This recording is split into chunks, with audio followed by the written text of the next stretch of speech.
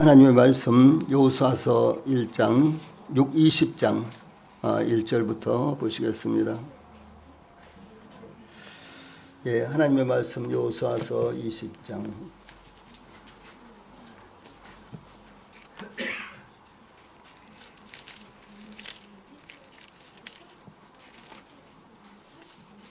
여호수아서 20장 1절부터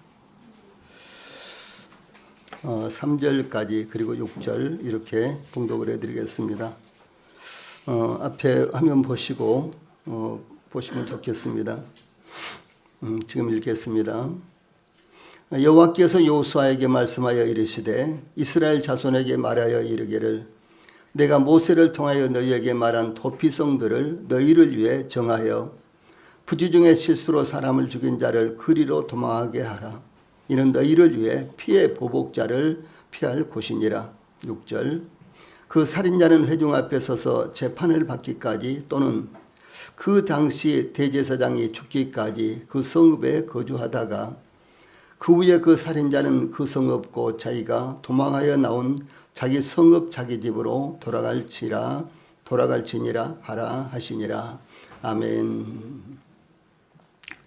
예, 오늘은 특별히 저희들이 또 계획하고 또 준비하고 기도하고 그런 대로 복음을 전하는 시간을 오전과 오후 이렇게 갖도록 하겠습니다.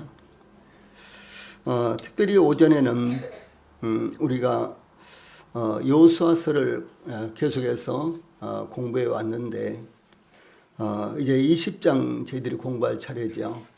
그 20장을 가지고 오전과 오후에 20장을 토대로 오전과 오후에 상고하면서 하나님께서 어떻게 범죄한 우리 인간들을 구원하시기 위해서 준비하시고 또 역사하셨는가 이런 부분에 대해서 상고하려고 합니다. 그러므로 오전에는 특별히 이 도피성의 역할이라는 이런 주제로 말씀을 살펴보도록 하겠습니다. 이 본문에 나타난 대로 이 도피성을 설치하라고 했는데 이 도피성이라는 것은 히브리어로 이르마클라트, 간단하게 미클라트라고 이렇게 합니다. 그 미클라트라는 이와 같은 말은 받아들이는 도시, 또 끌어들이는 성읍이라는 이와 같은 뜻입니다. 예를 들어서 이스라엘 사회에서 어떤 사람이 죄를 범했다면요, 모든 사람들로부터 배척을 받습니다. 심지어 그 지역 사회에서 추방을 당하기도 하고, 그래서 결국은 이방인들이 살고 있는 곳으로 피해서 도피를 해서 거기서 살아야 되고, 그러니까 자기 산업을 잃어버리고 자기 가족들을 떠나서 이렇게 홀로 이렇게 살아가야 되는 것이 이스라엘 백성들 가운데 죄를 범했을 때의 문제였습니다. 그런데 하나님께서 이 도피성을 마련하시고 이 죄를 범한 사람들, 특별히 살인한 사람들, 이 살인자는 죽어야 되는 것입니다. 그런데 이 살인자들을 받아들이는 도시로, 그리고 살인자들을 끌어들이는 성읍으로 이렇게 하나님께서 정하셨다는 거죠. 다시 말해서 비록 이 살인죄를 범했지만 환영하는 성읍이다, 이런 뜻입니다. 이스라엘 백성들이 가나안 땅을 정복한 후에 이스라엘 12지파에게 기업을 분배한 후 이 제사장들은 특별한 산업이 없었기 때문에 제사장들에게 이 이스라엘 전체 지역에서 48개의 성읍을 이제 거주할 이와 같은 성읍으로 주셨는데, 그 성읍 가운데 6개를 구별해서 도피성으로 이렇게 삼았습니다. 그래서 도피성은 도망자들이 들어가는 성읍, 도망자들을 받아들이는 성읍, 이제 이런 의미가 되는 것입니다. 그런데 이제 이스라엘에 이와 같이 이 전 지역에 6개의 도피성이 있는데, 이 도피성으로 가는 길을 모든 사람들이 알 수 있도록 이렇게 준비를 해놓았다라고 하는 것이죠. 민수기 35장 13절로 15절에 보면 너희가 줄 성읍 중에 6을 도피성이 되게 하되 새 성읍은 요단 이쪽에 두고 새 성읍은 가나안 땅에 두어 도피성이 되게 하라. 이 6성읍은 이스라엘 자손과 타국인과 이스라엘 중에 거류하는 자의 도피성이 되리니 부지 중에 살인한 모든 자가 그리로 도피할 수 있으리라. 이렇게 말씀하셨습니다. 네, 이스라엘이라는 이와 같은 땅은 우리나라의 강원도 정도밖에 안 됩니다. 그런데 이 강원도 정도밖에 안 되는 그 땅에 6개의 성읍을 골고루 이렇게 정해 놓았어요. 그래서 이스라엘 땅 어디에서든지 이 도피성으로 피하고 싶으면 언제든지 피할 수 있도록 이렇게 예비가 되어 있다라고 하는 것이죠. 그래서 이 도피성은 요단강 동쪽에 3개, 요단강 서쪽에도 3개. 이 요단강이 가로막고 있기 때문에 요단강이 평평한 이렇게 평야를 흐르기도 하지만은 요단강 양쪽엔 큰 계곡으로 이렇게 이루어져 있어서 요단강을 건너가기가 그렇게 쉽지를 않습니다. 예, 그러므로 요단강 동쪽에 살고 있는 백성들은 요단강을 건너갈 필요 없이 요단강 동쪽에 있는 가까운 도피성으로 들어가면 되고, 요단강 서쪽에 살고 있는 백성들은 또 요단강을 건너서 동쪽까지 갈 필요가 없이 가까운 곳에 있는 이 도피성으로 들어가도록 이렇게 하나님께서 정해 놓으셨다라고 하는 것이죠. 그래서 이와 같이 요단강 동쪽과 서쪽에 각각 3개씩의 도피성을 설치하여 이 부지 중에, 그러니까 의도하지 않았는데 살인을 하게 되는 경우가 있죠. 예, 이런 경우에 살인한 자가 어디서든지 또한 누구든지 쉽게 들어갈 수 있도록 이스라엘 전국에 균형 있게 배치를 했다라고 하는 사실입니다. 이것은 무엇을 말하는고는 하나님께서 이렇게 억울하게 사람을 죽인 경우, 부지 중에 사람을 죽인 경우 한 사람도 그런 사람들이 피해를 보지 않도록, 그런 사람들이 죽임을 당하지 않도록 하나님께서 준비하신 이와 같은 하나님의 놀라운 사랑과 배려를 말씀하고 있다는 사실이죠.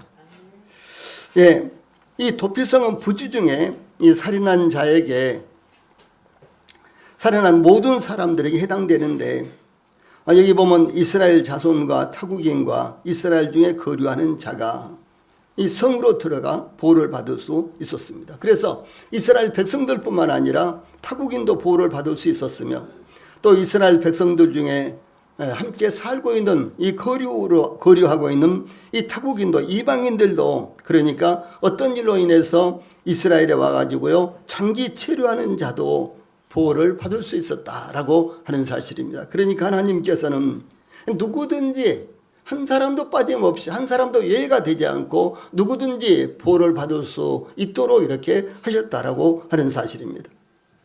그래서 이 도피성의 목적은, 도피성을 설치한 것은 비록 살인자라고 할지라도 부지 중에 살인한 사람, 즉 어떤 의도가 없이 실수로 살인한 경우 그 사람을 살리기 위해서 설치한 것입니다.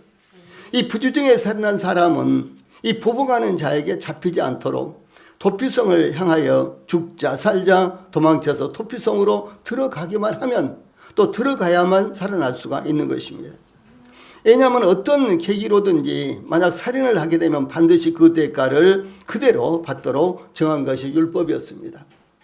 그래서 이스라엘 율법, 그러니까 구약성경 가운데 특별히 출애굽기, 레위기, 민수기, 신명기, 출애굽기, 레위기, 민수기, 신명기, 이 구약성경에 율법에 기록된 이 성경들을 보면요 이렇게 기록이 되어 있어요. 자, 제일 위에는 있는 말씀 같이 읽어봅시다. 시작.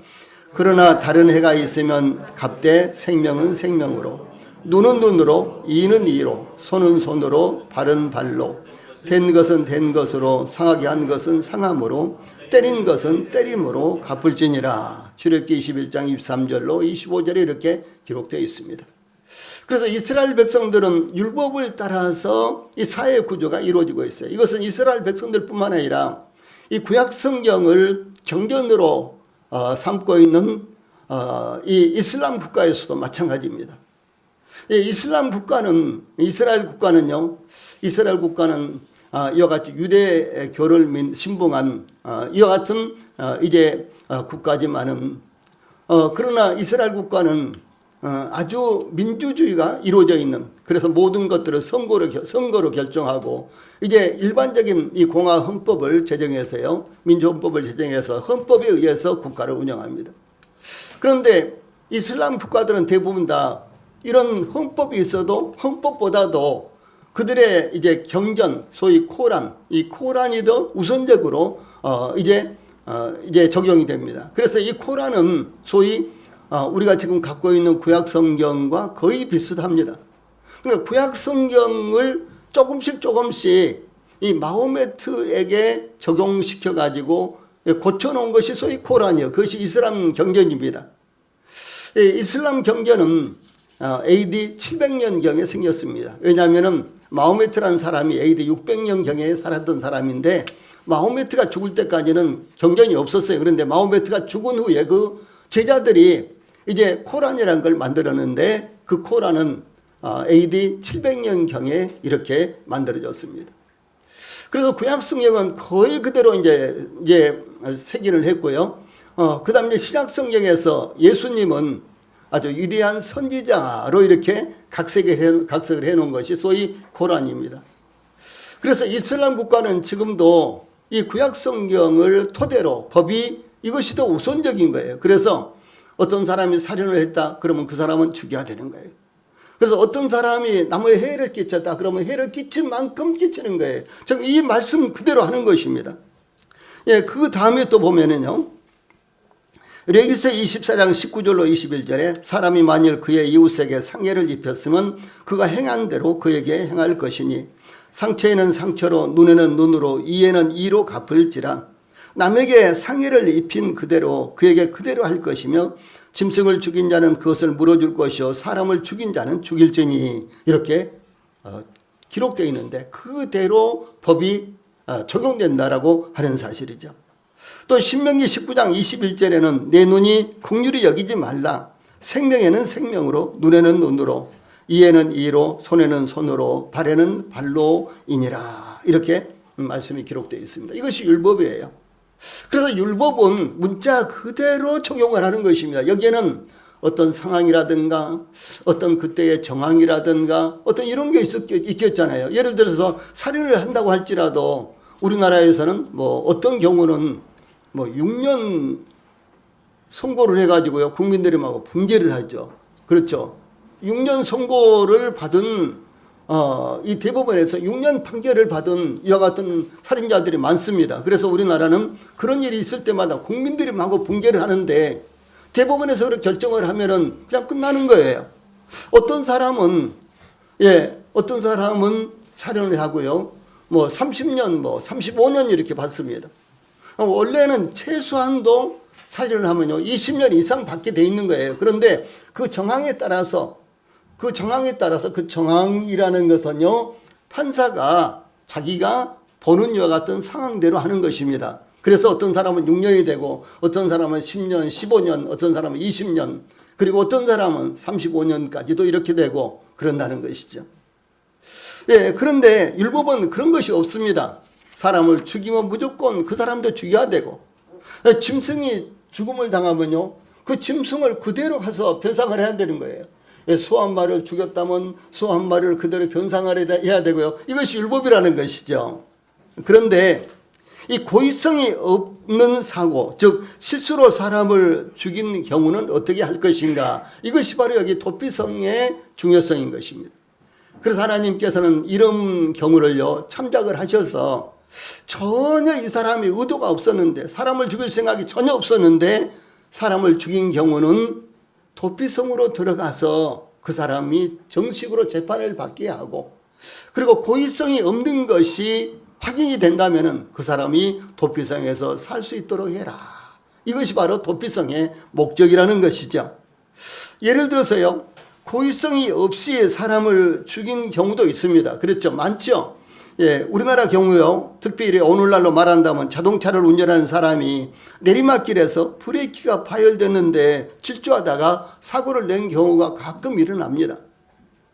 우리가 살고 있는 지금 삼양동이라든가요, 혹은 여기에 장이로든가 장이동이라든가요, 이런 데 재개발이 되지 않았을 때요, 제가 이제 거기 이제 우리 성도들 계시고 또 영혼들이 계셔서 신방을 가면 조금 말 더 붙이면요, 이렇게 걸어가면은 언덕이 코에 닿을 것처럼요, 이래요.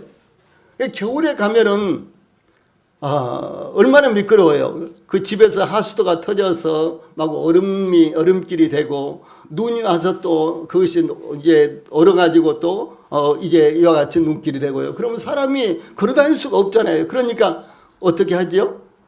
여러분 잘 모르시죠? 물론 이제 연세가 있으신 분들은 아실 거예요. 근데 그 당시에 전부 다 이 기름 보일러도 없었고 다 연탄을 떼니까 그 연탄재 거기다 두드러 깬 거예요. 깨가지고 연탄재가 그냥 잔뜩 이렇게 깔려 있습니다. 그래서 어떤 유명한 여기 삼양동에 사는 그 아주 시인이요, 뭐라고 했는 거는 연탄재 다 썼다고 이 무시하지 말라. 왜냐하면 연탄재가 이 삼양동이나 장이동 이런 데서는요, 부산은 가면 뭐 가득 찼습니다. 부산이 거의 대부분 다 비탈이었습니다, 옛날에는요. 예. 그러니까 그런 지역에서 연탄재 다 써도 이렇게 귀중하게 사용되는데, 예, 연탄재 다 쓰고 갖다 버리지만 그러나 이렇게 귀중하게 쓰니까 연탄재 다 써버렸다고 해도 그래도 그 연탄재 무시하지 말라. 이제 이런 이제 시를 썼는데 아주 그 감동 깊은 이와 같은 시가 있습니다.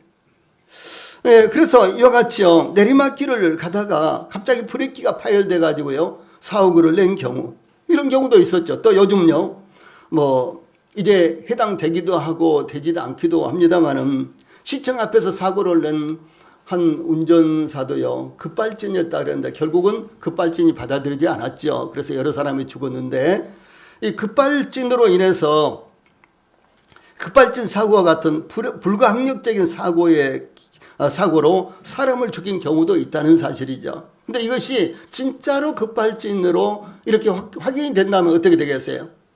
그 사람은 보편적인 살인자와 같이 취급하면 안 된다라고 하는 사실이죠. 저 군대 가면 총기 사고가 참 많이 있습니다. 거의 대부분 다 일부러 총으로요, 전우를 쏜다든가 이런 것이 없는데 그렇게 주의를 하고 함께 모여서 총에 총알이 들어있는지 아닌지 확인을 하고 또 확인을 하고 정말 그렇게 합니다. 그런데도 불구하고, 예, 총알이 없는 줄 알고 땡겼는데 총알이 있었어요. 그래가지고 전우가 죽는 그런 경우도 있었습니다. 아주 재밌는 이야기, 이거 실제입니다. 제가 군대 생활할 때요, 한 번은 이런 일이 있었어요. 이 긴, 이제 저희들 때는 굴뚝이라고 이렇게 별명이 붙었는데, 이런 긴 한 2m 정도 되는 이만큼 이제 큰 이 총이 있었습니다. 근데 이 총은 이 총알이 이 정도 되는데 한 번 쏘면 아주 엄청나게 멀리 나갑니다. 그런데 우리 바로 앞에야 이제 우리 철책성이니까, 방책성이니까, 철조망이니까 건너편에 이제 이 북한 군인들이 있는 곳이 그대로 보였거든요. 근데 이제 이 총을 이제 관리하는 병사들이 총을 어디다가 딱 거치를 해라는, 조준을 해라는 거는 이 적 지피, 그러니까 적군들, 북한 군들이 있는 이 스피커, 대남 방송하는 스피커에다가 딱 조준을 해놨어요. 그리고 이제 이렇게 이제 아침마다 이제 닦습니다. 총은 닦아야 돼요. 또 그렇게 닦습니다. 그런데 그러다가 이 장전을 해놨는데, 그러니까 총알을 속에다 넣어놨는데 그걸 잊어버리고 그냥 딱 격발해 버렸어요. 그 격발한 사람이 저보다도 딱 한 달 이제 먼저 이렇게 군대 온 사람인데 격발해 버렸어요. 그러니까 그냥 여기 수류탄 터진 것보다도 엄청나게 더 소리가 큽니다. 꽝! 해가지고 쫙 날아갔는데, 다행히 이렇게 닦다가 그랬는데 바로 그 적군의 대남 방송한 바로 스피커 바로 앞에 떨어졌어요. 스피커에 맞은 것이 아니라 딱 스피커를 조절해 놨는데 바로 앞에 떨어졌어요. 그런데 5분도 안 돼가지고 남조선 졸개들은 들으라 그러면서요, 방송이 나오는데 그냥 오싹했어요. 그리고 남자가 한 5분 하고 여자가 한 5분 하고요. 그러면서 개미 한 마리도 못 다니도록 전부 다 몰살시키겠다고 그렇게 하죠. 그냥 정말 소름이 쫙 끼칠 정도로 그렇게 막 방송에 나오는 거예요. 전혀 이 사고는요 의도하지 않은 사고였습니다. 예. 그리고 쏠 일이 없는 거예요. 예. 그래가지고 그냥 뭐 높은 부대에서 나와가지고 뭐 실제로 거기를 조사를 하고 등등 그래가지고 그 병사는 감옥에는 안 갔는데 당장 우리 부대에서 이제 후방으로 바로 빠져버렸어요. 예. 빼가버렸어요. 예.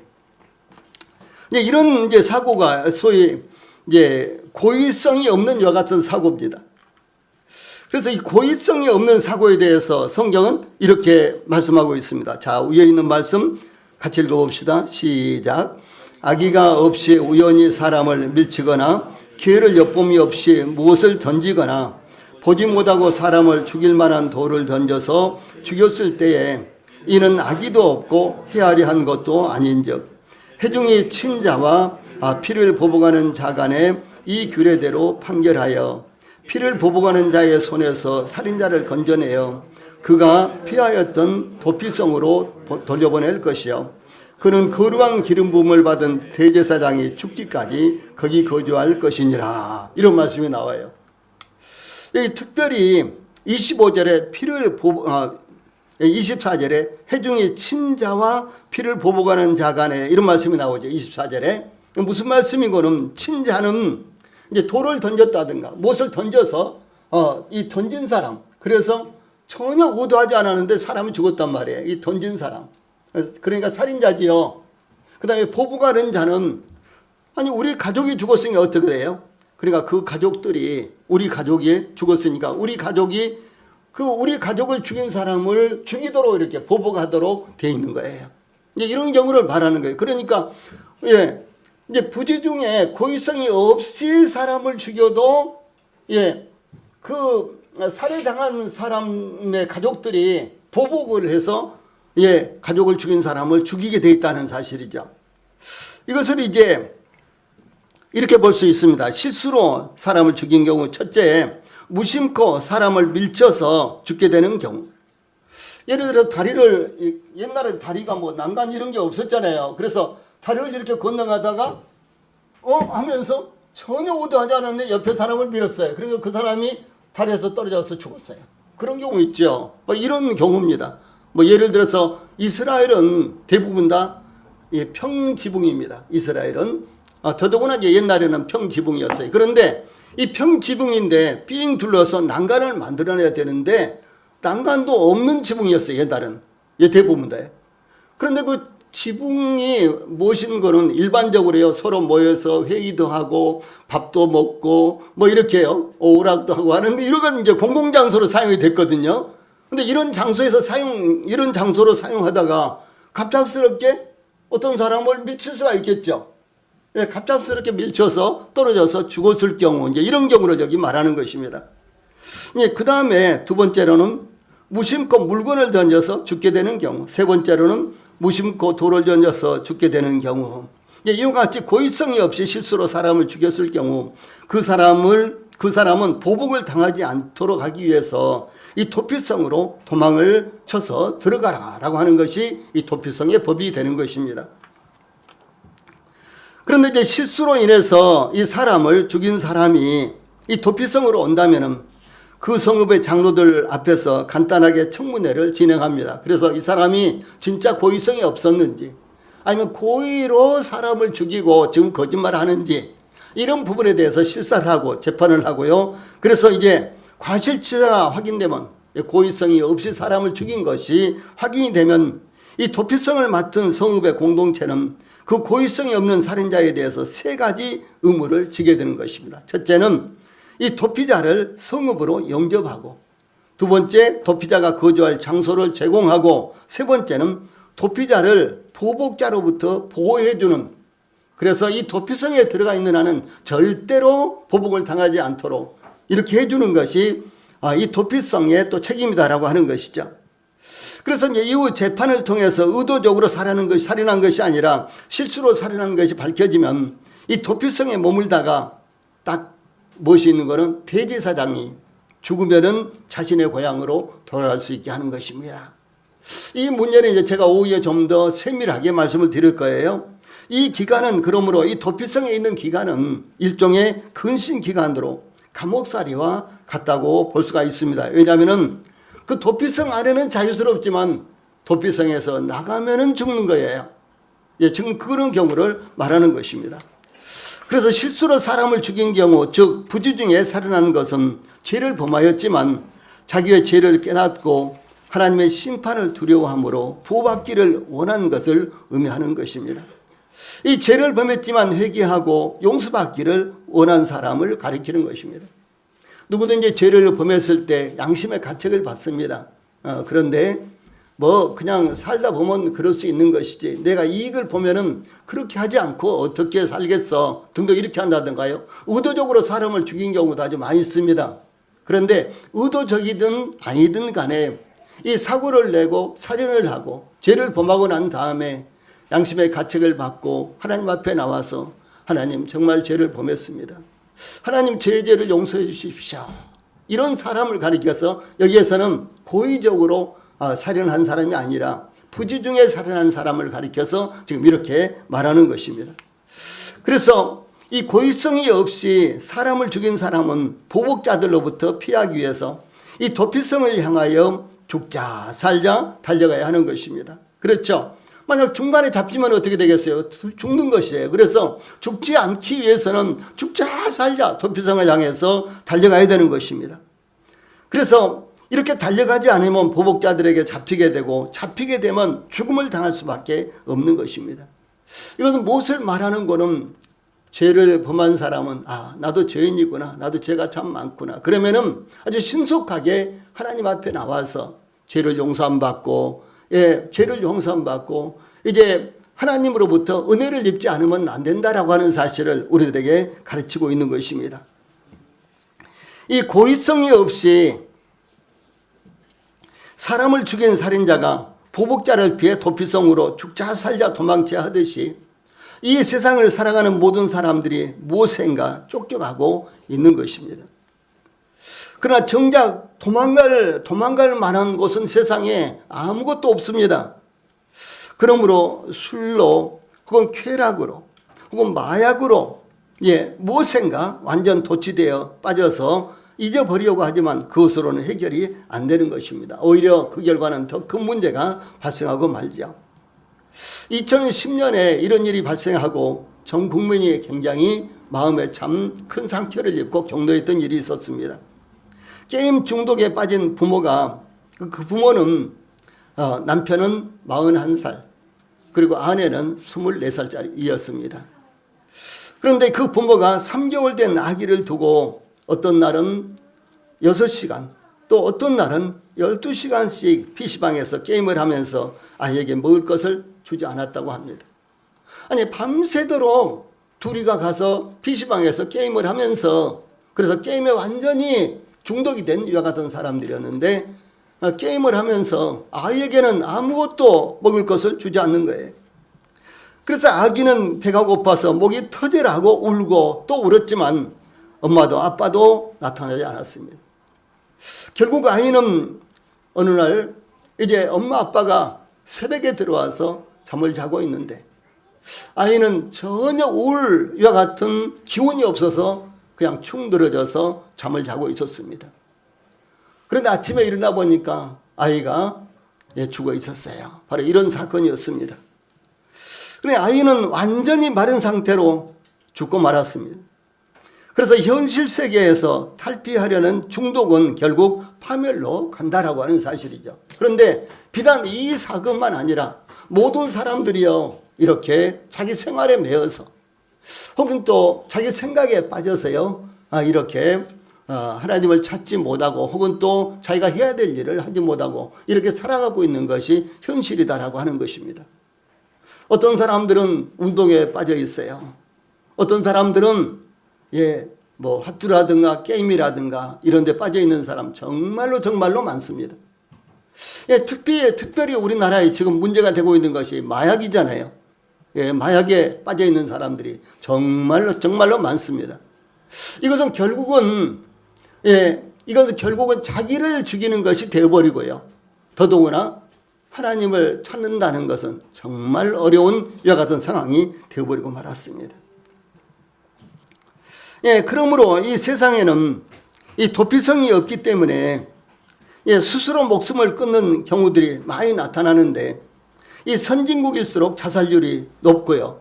그리고 행복지수가 떨어지는 것입니다. 제가 30년 전쯤 호주를 갔는데, 그 당시에 호주에요, 이 청년들의 경우가 자살률이 세계 최고라고 하는 말을 들었습니다. 예. 실제로 어떤 관광지에 갔는데 청년이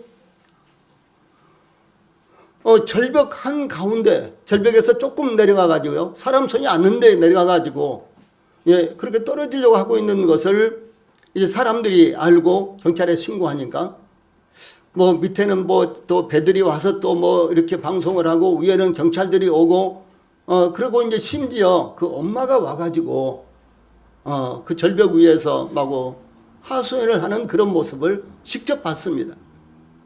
그렇게 청년들의 자살률이 가장 높은 것이 그 당시에 청년들이었는데, 그런데 지금은 그 문화가요, 그 환경이 지금 우리나라로 지금 넘어오고 있습니다. 이 선진국일수록 자살률이 높고 행복지수가 떨어지는 이유가 무엇입니까? 그것은 물질로서 해결이 안 된다는 것이죠.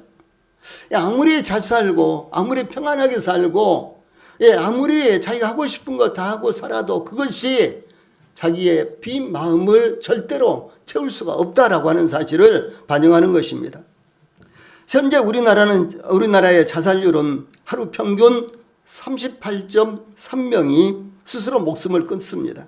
이건 2024년 금년 6월달 통계입니다. 38.3명이 하루에 목숨을 끊어요. 지금 현재 그것이 우리나라의 실상입니다. 이것은 OECD 경제개발도상국 가운데요 1위이며 10만 명당 27.3명으로 이 OECD 국가 평균이 11.1명인데 그것의 3배 정도로서 2004년 이래 줄곧 세계 1위를 차지하고 있습니다. 아주 불명예해요. 특히 10대에서 30대의 사망 원인 1순위가 바로 자살입니다. 그리고 40대에서 50대의 이 사망 원인은 2순위로 지금 2순위를 차지하고 있습니다. 이것은 통계청에서 발표한 이와 같은 아주 확실한 이와 같은 통계입니다. 심지어 화려한 무대에서 관객들의 환호성과 함께 살아가는 인기인들의 경우는 더욱 스스로 불행을 이기지 못하고 자살률이 훨씬 높습니다. 안재환 잘 알죠. 최진실, 장자연, 최진영, 박용화, 이은주, 김광석, 서지원, 김성재, 장덕, 동방신기의 영웅재중, 모델 김다울, 영화 감독 박지균 등 이해도 수도 없이 많습니다. 제가 인터넷 찾아보니까요. 그래서 이런 이제 자살을 한 이와 같은 인기인들은 일본에 비해서도 한국 연예인들의 자살 비율이 훨씬 높다고 이렇게 알려지고 있습니다. 이거 무엇을 말하는 거는 세상 사람들이 객관적으로 볼 때 모든 것을 가졌다고 보는데 그것이 그들을 만족시키지 못하고 그들의 빈 마음을 채우지 못한다라고 하는 사실을 말하고 있는 것입니다. 이게 살인자가 보복을 당하지 않기 위해서 쫓겨가는 것처럼 이와 같이 잘 나간다고 생각되는 사람들도 무엇에게 쫓기고 있는 것이 인생이며 세상을 살아가고 있는 것입니다. 명예에 쫓기고 권세에 쫓기고 돈에 쫓기고 심지어 사랑과 과거에 쫓기기도 하는 것입니다. 여러분들은 무엇에 쫓기고 있습니까? 물질입니까? 질병입니까? 실패입니까? 어디로 가야 할지 몰라서 방황하십니까? 세상에는 쫓기고 쫓겨도 피할 수 있는 도피성이 없습니다. 세상에는 도피성이 없는 것입니다.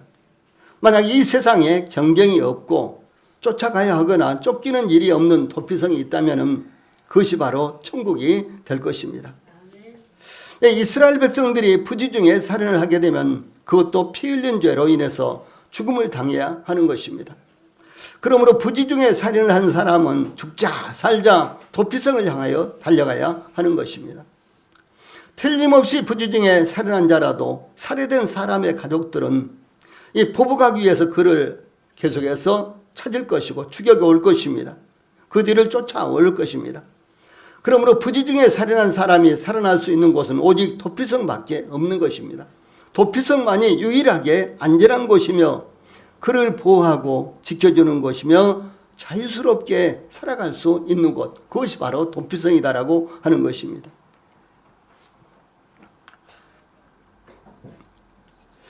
예, 부지 중에 살인한 자가 이 자신의 죄 때문에 도피성으로 도망쳐야 하듯이 하나님 앞에서 우리는 우리의 죄를 숨길 수가 없는 것입니다. 그리고 그때 하나님 앞에 섰을 때는 우리는 아무데도 피할 수가 없는 것입니다. 예, 그때는 도피성이 없는 거예요. 이 도피성을 향해서 우리가 찾아가고 달려가야 될 것은 바로 지금입니다. 그러나 그때 가면 하나님 앞에서 최후의 심판을 받을 때는 우리에게 도피성이라는 것이 없는 것입니다. 이스라엘 백성들이 요단강을 건너 난공불락이었던 이 여리고성을 정복하였는데 이스라엘 백성들이 다음으로 공격했던 성이 아이성이라는 곳이었습니다. 그런데 아이성은 아주 작은 성이었습니다. 예, 그런데 이스라엘 백성들이 아이성을 공격하던 중 오히려 패배해서 36명이나 전사를 했습니다. 예. 이스라엘 백성들이 하나님 앞에 엎드려서 머리에 티끌을 뒤집어 쓰고 옷을 찢고 저물도록 부르짖었습니다. 그때 하나님께서 여호수아서 7장 11절에 보면 이스라엘이 범죄하여 내가 그들에게 명령한 나의 언약을 어겼으며 또한 그들이 온전히 바친 물건을 가져가고 도둑질하며 속이고 그것을 그들의 물건들 가운데 두느니라 이렇게 말씀하셨어요. 네, 이스라엘 백성들 중에 하나님의 지시를 어긴 도둑이 있었다는 것입니다. 그래서 모든 백성들, 이스라엘 백성들이 도둑을 찾아내기 위해서 모든 이스라엘 백성들이 함께 모여서 제비를 뽑았는데 여호수아가 그 제비를 뽑힌 사람이 바로 아간이라는 사람이었습니다. 그래서 여호수아가 아간의 장막에 사람을 보내서 찾아보니까 아간의 장막에 장막 바닥 땅 속에 시날산의 아름다운 외투 한 벌과 은 200세겔과 그 무게가 50세겔 되는 금덩이 하나가 발견된 것입니다. 시날산의 아름다운 외투. 지금도 시날산은 전 세계적으로 유명한 카페트라든가 등등 이와 같은 것들이 생산되고 있습니다. 예, 그러니 애굽에 살다가 그리고 광야에서 40년 동안 살다가 예, 그리고 가나안 땅에 들어가서 이 시날산의 외투를 아간이 봤을 때 얼마나 욕심났겠습니까? 정말 자기 것으로 삼고 싶었겠죠. 그래서 그것을 훔쳤던 것입니다. 그리고 은덩이와 금덩이를 훔쳤습니다. 그런데 이 아간은 아무도 모르게 예, 그것을 훔쳐가지고 와서 자기 장막, 자기 텐트에 땅을 파고 파묻어 놨었거든요. 그런데 하나님은 정확하게 알고 계셨다는 거죠. 그래서 이스라엘 백성들이 하나님의 지시를 받아서 제비를 뽑았어요. 자, 우리 성도들 지금 우리가 함께 제비를 뽑는다면 누구한테 제비가 갈지 모르겠죠. 하나 가면요. 그렇죠. 예, 그 전에 교회에서 오후에 출출하면은 사다리 타기를 많이 했어요. 그래서 어떤 형제가 사다리를 아주 잘 그렸어요.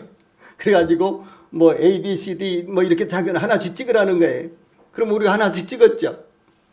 그러면 이제 뭐 1,000원, 2,000원, 3,000원, 4,000원, 5,000원 이렇게 해놓고 또 한 사람은 공짜로 하고 그리고 이제 사다리를 타면요.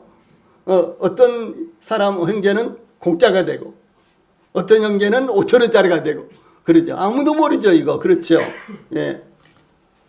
아무도 모릅니다. 그런데 예, 이스라엘 백성들이 60만이었거든요. 60만 명이 제비를 뽑았는데 그 제비가 누구한테 갈 줄 알겠어요. 근데 하나님은 정확하게 알고 계셨던 거예요. 그래서 아간이라는 사람이 제비를 뽑았고 그리고 아간의 장막에 들어가서 예, 조사해 보니까 땅 속에다가 이와 같은 것들을 파묻어 놨더라라고 하는 사실이죠. 이 아간이 이와 같이 물건을 훔쳐서 숨긴 것은 아무도 보지 못했고요. 알 수 없었습니다. 그러나 하나님은 아간의 그 은밀한 죄를 알고 계셨다라고 하는 사실입니다. 그러므로 하나님은 죄를 가장 싫어하는 거예요. 예, 죄가 없으면은 하나님 앞에 가는 것입니다. 그러나 죄가 있기 때문에 우리는 지옥 가야 되고 하나님으로부터 저주를 받고 버림을 받아야 되는 것입니다. 그러므로 이 죄의 문제를 해결해야 되는 것입니다. 예, 그런데 성경에서도 하나님은 인간의요 은밀한 죄까지도, 숨겨진 죄까지도 드러내신다는 것을 증거하고 있습니다. 이런 말씀이 성경에 많이 나타납니다. 어떤 일은 가장 가까운 친구에게도 말하기 싫은 거 있죠. 그렇죠. 어떤 일은 심지어 부부 사이에도 좀 숨기고 싶은 것이 있습니다. 그러듯이 아무에게도 말하지 않고 숨기고 있는 것까지도 하나님은 다 알고 계신다라고 하는 사실이죠. 성경의 민수기 32장 23절에 보면요. 자, 파란 박스에 있는 말씀 같이 읽어봅시다. 시작. 너희가 만일 그같이 아니하면 여호와께 범죄하매니 너희 죄가 반드시 너희를 찾아낼 줄 알라. 너희 죄가 너희를 찾아낸다. 전도서 12장 14절에서는 하나님은 모든 행위와 모든 은밀한 일을 선악간에 심판하신다. 결국 하나님은요, 최후로 이와 같이 하시는 것입니다. 아니, 이 세상에 살면서도 우리가 살 때도요, 하나님은 이와 같이 하십니다. 요한계시록 12장 12절에 보면, 20장 12절에 보면, 또 내가 보니 죽은 자들이 물온대소하고 그 앞에, 그 보좌 앞에, 하나님 앞에 섰는데 책들이 펴있고 또 다른 책이 펴졌으니 곧 생명책이라. 죽은 자들이 자기 행위를 따라 책들에 기록된 대로 심판을 받으니 그랬어요. 하나님이 이제 심판을 하시는데 이것은 최후의 심판입니다. 그런데 그 하나님 앞에 책이 두 가지가 펴져 있는데 책 한 가지는 생명책. 그래서 구원받은 분들에 대한 이름이 기록된 생명책이고 또 다른 책은요. 이 세상에서 어떻게 살았는가를 기록한 이와 같은 책입니다. 옛날에는 이와 같은 문제에 대해서 어떻게 그것을 다 일일이 기억하고 기록해 놨겠느냐. 그런데 지금은 그런 말 전혀 못하죠. 왜냐하면 우리가 전혀 알지 못한 일들도 모두가 다 기록이 되어 있고 증거가 있고 지금은 그렇지 않습니까? 사실 우리나라에요 이 죄가 외국에 비해서는 그렇게 많지 않습니다. 특별히 뭐 남의 휴대폰을 훔쳐간다거나 아니면 카페에서 이 노트북을 쓰다가 잠시 화장실에 갔다 왔는데 전혀 그대로 누가 만지지도 않고 그대로 있다든가 이런 것은 외국에서는요 있을 수도 없는 일입니다. 저 미국이나 영국이나 독일이나 이태리나 이런 나라에는요 이 가지고 다녀도 날치기들, 옛날에 날치기들 많이 있었죠. 이 날치기들이요 그야말로 벌떼처럼 많이 있습니다. 이번에 이 단풍놀이를 갔잖아요. 근데 거기를 이제 정상까지 다 올라가서 이제 거기서 한참 이제 가지고 온 거 사탕 같은 거 먹기도 하고 그리고 이제 또 사진도 찍고 그리고 이제 내려오는데 한참 내려왔어요. 한 5분 이상 내려왔습니다. 그리고 아주 멋진 소나무가 있어서 제가 사진을 찍으려고 휴대폰을 찾아보니까 이 호주머니에 있는데 휴대폰이 없어요. 땀이 그냥 그 순간 땀이 쫙 나왔어요. 그래서 다 찾아봤죠. 없었어요. 그럼 나 휴대폰 그러면서 집사람한테 이야기하고 막 총총걸음으로 이제 틀림없이 거기에다 내가 놔두고 호주머니에 안 넣나 보다 하고 이제 돌아오는데 집사람이 그냥 그 즉시 제 휴대폰으로 전화를 하니까 어떤 사람이 전화를 받았어요. 휴대폰 지금 있어서 갖고 있으니까 어서 오세요. 우리도 지금 가야 돼요. 그러더라고요. 그래서 가보니까 제가 놔둔 그 자리에 그대로 놔두고 그 옆에 한 무리 사람들이 서 있더라고요. 몇 사람 같이 왔는데 한 대여섯 사람 같이 왔는데 그래서 그 휴대폰 거기서 찾았어요. 지금은 이제 뭐 거기는 물론 이제 뭐 CCTV 이런 거 있는지 없는지도 잘 모르겠지만 전체가 우리나라 전체가 어디서든지 이 CCTV가 쫙 깔려 있습니다. 그래서 어떤 사람이 도둑질을 해도 그 자리에서 안 잡히면은 가다가 CCTV에 걸리고 그렇죠. 뭐 전철을 타고 가면 전철에 거의 다 걸리고 또 그 사람이 교통카드를 사용했다면은 일반 뭐 교통카드는 잘 안 되겠지만은 이 카드로 이렇게 사용할 경우 누가 사용했는지 전부 다 이게 나오잖아요. 그러니까 함부로 못 하는 거예요.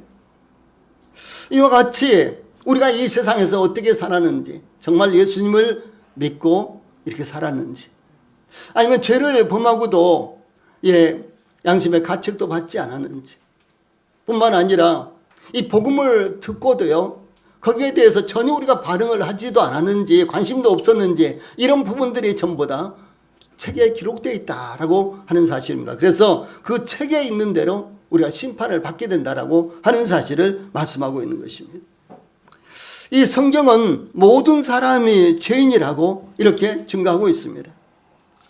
성경은 범죄치 아니하는 사람이 없사오니 이렇게 말씀하고 있어요. 여러분, 죄가 없는 사람 있습니까? 우리 이쁜 정다희 색시나 아마 죄가 없이 살았을 것 같아요. 그런데 양심적으로 보면은 사실은 죄의 경중은 있지만 죄가 없는 사람은 한 사람도 없는 것입니다. 어떤 사람은 아주 큰 죄를 범했고 어떤 사람은 뭐 그게 무슨 죄야 뭐 이렇게 생각할 정도의 죄를 범했을지라도 모든 사람들이 죄를 범하면서 살아가고 있다라고 하는 것입니다. 심지어 성경에서는요, 뒤에서 수근수근 한다든가 뒤에서 나무말 한다든가 뒤에서 비웃는다든가 이와 같은 것들도 하나님께서 사형에 해당하는 죄다, 이 죽음에 해당하는 죄요, 심판을 받아서 지옥에 가야 되는 죄다, 이렇게 하나님께서 정해놓으셨다는 것이죠. 이 전도서 7장 20절에서는 선을 행하고 죄를 범치 않은 의인은 세상에 아주 없느니라 이렇게 말씀하셨습니다. 또 뿐만 아니라 로마서 3장 9절에서는 그러면 어떠하뇨? 우리는 나으뇨? 결코 아니라 유대인이나 헬라인이나, 이건 무슨 말인 거는 유대인은 하나님의 법을 가지고 있는 하나님의 백성들이었죠. 그들이나 헬라인이나 이방인들이나 다 죄 아래 있다고 우리가 이미 선언하였느니라 이렇게 말씀하고 있습니다. 자, 여기 화면에 제일 밑에 있는 말씀 같이 읽어봅시다. 시작. 모든 사람이 죄를 범하였음에 하나님의 영광에 이르지 못하더니 이렇게 말씀하셨어요. 모든 사람이 죄를 범했다. 이건 하나님께서 말씀하신 것입니다. 그러므로 우리가 그래, 모든 사람이 죄를 범했어. 나도 죄가 있어. 나도 죄인이야. 이렇게요 시인하지 않으면 안 된다는 사실이죠. 그러면 이렇게 죄를 범한 그 결과는 어떻게 될 것인가? 하나님께서 에덴 동산에서 선악을 알게 하는 나무의 열매는 먹지 말라. 그리고 내가 먹는 날에는 반드시 죽으리라. 한번 해봅시다. 반드시 죽으리라. 이 세상에 살다가 죽지 않은 사람들이 없습니다. 그럼 왜 죽느냐? 병들어서 죽고 건강이 안 좋아서 죽고 사고로 죽고 등등 그러죠. 그런데요, 그 원리는 죄 때문에 죽는 것입니다. 이 성경이 그렇게 이야기하고 있어요. 그래서 에스겔서 18장 4절 20절에는 똑같은 말씀이 나오는데 범죄하는 그 영혼이 죽으리라 이렇게 말씀하고 있고, 로마서 6장 23절에서는 죄의 삭은 사망이요 이렇게 말씀하고 있습니다. 근데 이와 같은 죄에 대해서 하나님께서 심판하시는데 심판하시는데요, 여러 가지 이제 말씀이 나타나지만 그 결과는 모두 다 똑같은 것입니다. 이 죄에 대한 심판은 모두가 똑같은 거예요. 그런데 그것을 다양하게 표현하고 있을 뿐입니다. 그 심판은 그 지옥에 가는 것이며 불타는 지옥에 가는 것입니다. 그리고 영원히 기회가 없게 되는 것입니다. 그곳에서 세세무국토록 울부짖으면서 자책하는 이와 같은 죄가 형벌이 따라오는 것입니다. 예, 이 같은 이제 죄의 문제를 우리 인간들이요 해결할 수가 없습니다. 어떤 사람들은 그리고 대부분의 종교가 선하게 살면 천국 간다, 선하게 살면 좋은 곳 간다 이렇게 이야기합니다. 이것은 저희들이 어렸을 때부터 교회가 무엇인지도 몰랐을 때부터 또 교회가 무엇인지도 모르는 분들도 항상 예, 선하게 살아야 잘 돼, 선하게 살아야 좋은 데가 뭐 이렇게 이야기를 해왔습니다. 그리고 이것이 대부분의 종교가 지향하는 것이고 주장하는 것입니다. 그러나 성경은 인간으로서는 죄의 문제를 해결할 수 없다고 증거하고 있습니다. 이 욥기 14장 4절에서는 누가 깨끗한 것을 더러운 것 가운데서 낼 수 있으리까 하나도 없나이다 이렇게 증거하고 있고요. 또 그런가 하면 이사야서 64장 4절에 우리는 다 부정한 자 같아서 우리의 의는 다 더러운 옷 같으며 우리는 다 잎사귀 같이 시들므로 우리의 죄악이 바람같이 우리를 몰아가나이다 이렇게 말씀하고 있습니다. 심지어 사도 바울은 로마서 7장 18절에서 내 속 곧 내 육신에 선한 것이 거하지 아니하는 줄을 아노니 원함은 내게 있으나 선을 행하는 것은 없노라 이렇게 고백했습니다. 이 사도 바울과 같은 위인, 이 사도 바울과 같이 참 놀라운 역사를 이루었던 이 하나님의 사람도 고백하기를 내 안에는 선한 것이 없다라고 이렇게 고백할 수밖에 없었다는 것이죠. 그러므로 선하게 삶으로 구원받아 천국에 들어갈 생각은 아예 시도조차 하지 않는 것이 현명한 것입니다. 만약 인간이 선하고 그리고 의롭게 삶으로 구원받을 수 있다면 하나님께서 그 아들 예수님을 세상에 보내시지 않았을 것이며 예수님도 구태여 십자가에 못 박혀 죽음을 당하지 않았을 것입니다. 왜 예수님이 십자가에 못 박혀 죽음을 당합니까? 왜 그 고통을 당해야 됩니까? 인간의 힘으로 가능하는데 예수님이 그렇게 하시고 하나님이 그렇게 희생하셨다면 그것은 아주 사치스러운 것이며 거의 가치가 없는 이와 같은 일에 불과한 것입니다. 예, 그러므로 성경은 이렇게 증거하고 있습니다. 이 도피성의 역할이 부지 중에 살인한 사람을 복수자로부터 살려내는 것이듯이 하나님께서 하나님의 아들 예수님을 보내신 것은 우리 죄를 대신하시기 위한 것이다 라고 이렇게 증거하고 있습니다. 자, 여기 위에 있는 말씀 같이 읽어봅시다. 시작. 하나님이 죄를 알지도 못하신 이를 우리를 대신하여 죄로 삼으신 것은 우리로 하여금 그 안에서 하나님의 의가 되게 하려 하심이라. 여기 보면요, 예, 우리를 대신하여 그랬어요. 예수님의 십자가에 죽으심은 우리가 죽어야 될 그 자리에 예수님께서 대신 죽으신 것입니다. 우리가 받아야 될 죄의 형벌을 그분이 대신 받으신 거예요. 예를 들어서 우리가 내야 될 세금을 부모님이 대신 내주셨다든가, 우리가 자라면서 우리가 내야 될 학비를 부모님이 대신 내주셨다든가 이와 같은 것을 의미합니다. 그래서 우리가 받아야 될 우리의 죄값을 예수님이 대신 받으신 거, 이것이 바로 예수님께서 세상에 오셔서 하신 역할이다라고 하는 사실입니다. 그러므로 베드로전서 3장 18절에서도 그리스도께서 단번에 죄를 위하여 죽으사 의인으로서 불의한 자를 대신하셨으니 그랬어요.